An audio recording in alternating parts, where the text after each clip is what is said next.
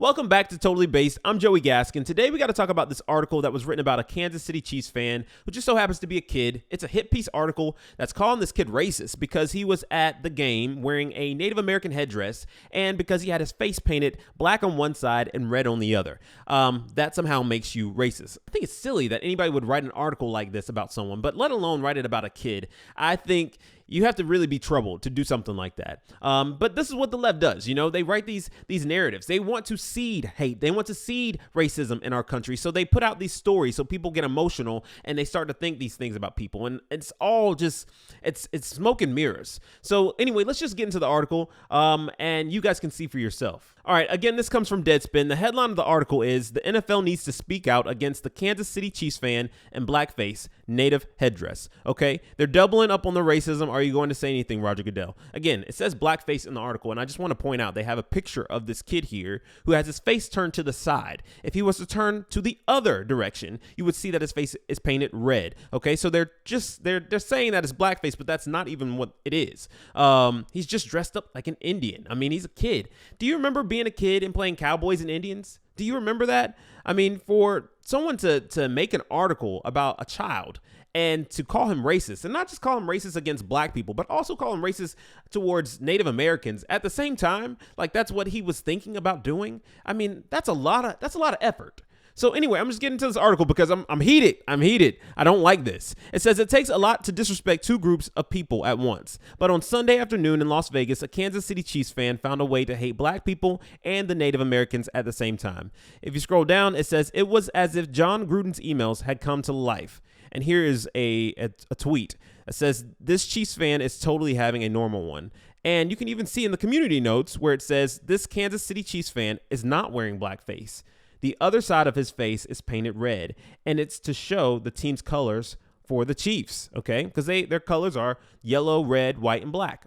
It continues by saying, "The answers to all of those questions lead back to the NFL. While it isn't the league's responsibility to stop racism and hate from being taught in the home, they are a league that has relentlessly participated in prejudice. If the NFL had outlawed the chop at Chiefs games and been more aggressive in changing the team's name, then we wouldn't be here. There's no place for a franchise to be called the Chiefs in a league that's already eradicated Redskins. There's no pretty way to mascot people." Amanda Blackhorse, a Native American activist and an organizer of a pre-game protest rally, told USA Today Sports earlier this year. "This is what happens when you ban books, stand against critical race theory, and try to erase centuries of hate. You give future generations the ammunition they need to evolve and recreate racism better than before. We are committed to inspire change and the social justice work that inspires change for the long term," Anna Isaacson, NFL Senior Vice President of Social Responsibility, told the Associated Press back in 2021. "This was the time when the league was beginning to allow players to wear decals on their helmets that read 'Stop Hate,' 'Black Lives Matter,' 'Inspire Change,' and say their stories as part of the NFL's social justice initiatives. Notice how it's usually referred to as social justice and not racial justice, as a way to soften the hate. It's an orchestrated way to distract you from the core issue. However, the ultimate insult from the league can be seen during each game as in racism, and it takes all of us, are sketched in the end zones. Do you know how big your balls have to be to say that racism should be ended when you have a racist past like the NFL? It's as if Jim Trotter and Brian Flores aren't actively suing them for alleged racism right now, as the attorneys general in New York and California are also investigating them for similar allegations.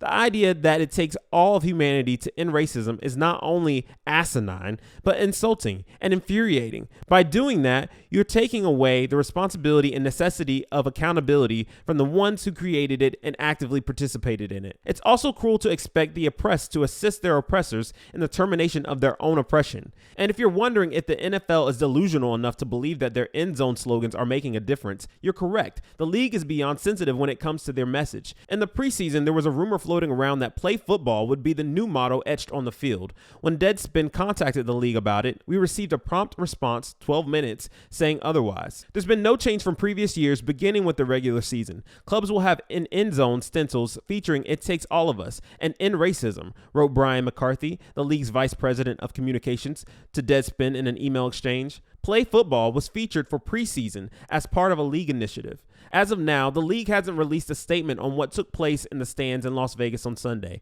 That photo of that fan floating around on the internet is beyond a bad look for a league, while simultaneously being what should be expected from the NFL. The NFL stands with the black community, the players, clubs, and fans. NFL Commissioner Roger Goodell once said, "Confronting systemic racism with tangible and productive steps is absolutely essential. We will not relent in our work, and we will redouble our efforts to be catalysts for the urgent and sustainable change that our society and communities so desperately need." 3 years after Goodell made that comment, the league is worse off than it was when the commissioner was scrambling during America's racial awakening in 2020. He apologized to Colin Kaepernick, allowed players to kneel in peaceful protests, and promised that things would change. Nothing has. And after that, we saw on Sunday, it feels like nothing ever will. So there you have it. A stupid article from a stupid guy. Like, who would write an article like this? And the thing that really pisses me off is that he used this kid as a piece. He uses this kid as a piece to talk about racial injustice. Racial injustice. Oh my gosh, he's wearing black paint on his face at a game. The kid is at a game. He's there to celebrate. And here you are making it about you. No, bro, you need to grow up, you know? And they are calling you Carron on purpose. You are a Carron because here you are using this kid as a piece to try to get the NFL to bend over backwards as if they haven't already. I mean, come on. People are painting streets for Black Lives Matter. People are painting streets for LGBTQ. People have done enough. And guess what? We all have had enough. So just stop. I'm calling foul. Like, look at the NFL. Like, the national anthem can't even be the national anthem because it needs to be about you. Your job is to be a reporter, bro.